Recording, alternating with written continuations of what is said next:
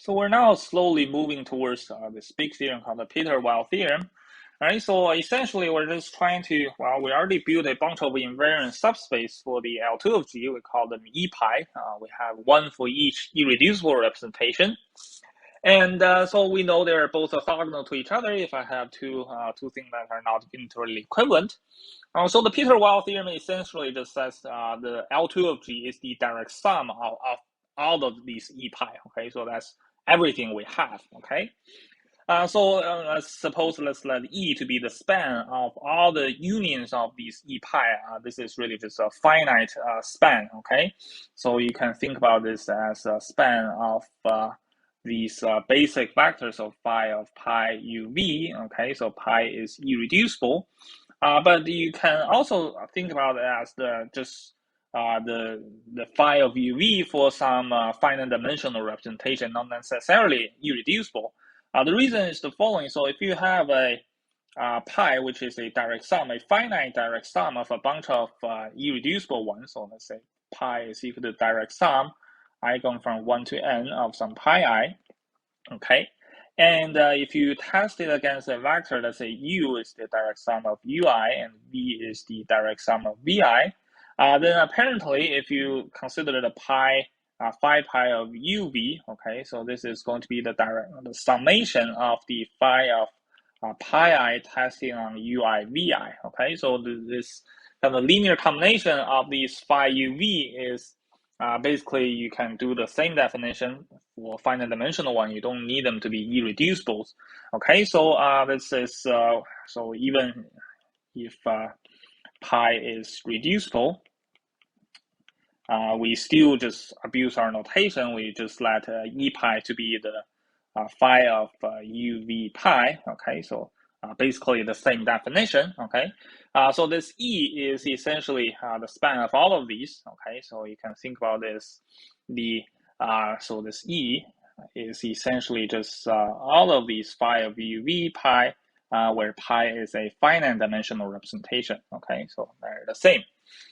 And I just want to, well, essentially the Peter-Weyl theorem, the main theorem I'm going to prove is that this E is going to be dense inside the L2 of G. And to show that, well, because the continuous functions are dense in the L2, so essentially the Peter-Weyl is the same as saying the E is going to be dense in the continuous functions on G, okay? There are really two ways of doing it. The one way is that the classical way, the Peter-Weyl, when they first proved it many years ago. Okay, so we're going to use that. And there's of course, well, right now we have much more development in this function theory. And we know if you want to prove something that's dense in the C of G, okay, you just do the Stone-Weierstrass and you try to show that you have some algebra and a separate point, so you just apply the Stone-Weierstrass. So I just want to briefly talk about if you want to go on that route, what do you do? Okay, so let's just prove a little lemma. So this E is in fact an algebra. You can multiply two things. The pointwise product is still in there. And the idea is really simple. So it really talks about, well, it's really related to the product of these matrix coefficients. It's related to kind of the product of two representations.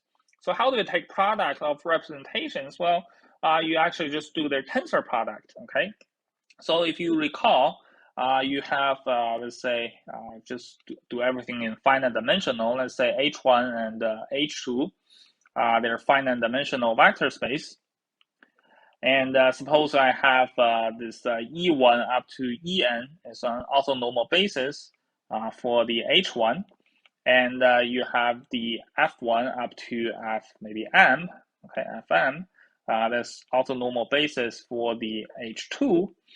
Then what do you do with the tensor product? So H1 tensor H2 is just going to be the, well, there are many ways of thinking about this.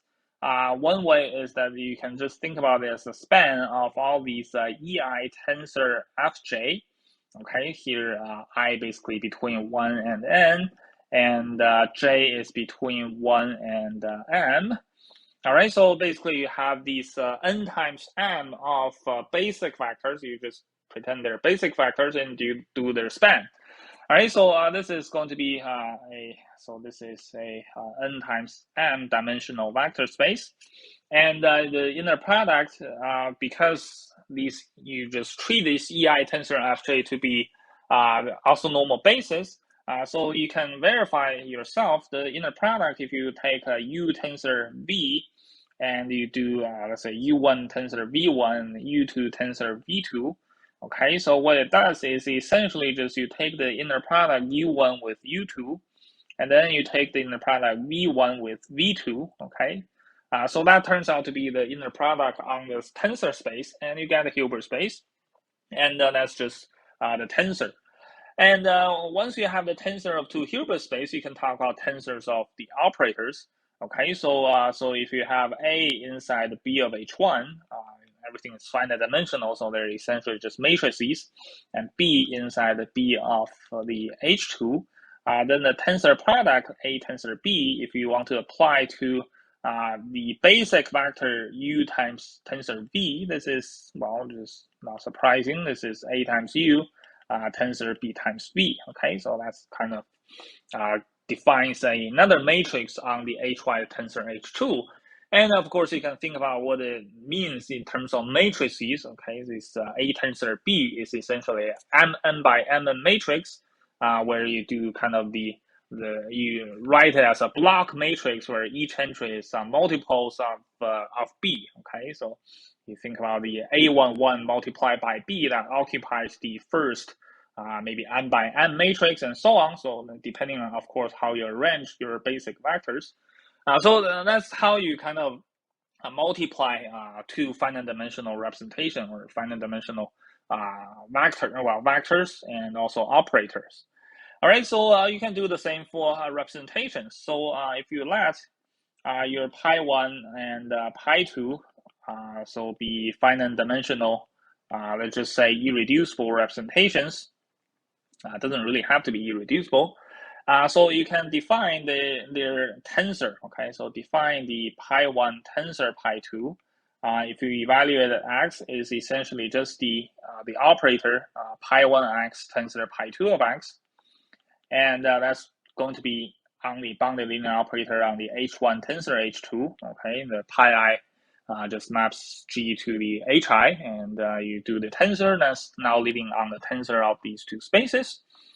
All right, so if you do the basic vector, so if you consider the pi1 tensor pi2 of x, if you apply to say U1 tensor V1, and then you inner product with U2 tensor V2, because everything is just applied to the coordinate-wise, and the inner product of these basic tensors are just taking the inner product of the corresponding part. So you do the pi1 of x times U1, you inner product with U2, and then you do the pi2 of x applied on V1, and then you inner product with V2. So this is just equals to the product of these two functions. So this is pi1 U1 V1 of x multiplied by phi of U2 V2 pi2 of x. Okay, so this is essentially just the product of these two matrix coefficient. And you see this product of the matrix coefficient is a matrix coefficient of the tensor product. Okay, so this is again inside the E. Okay, so this finished the proof that E is in fact an algebra. Okay.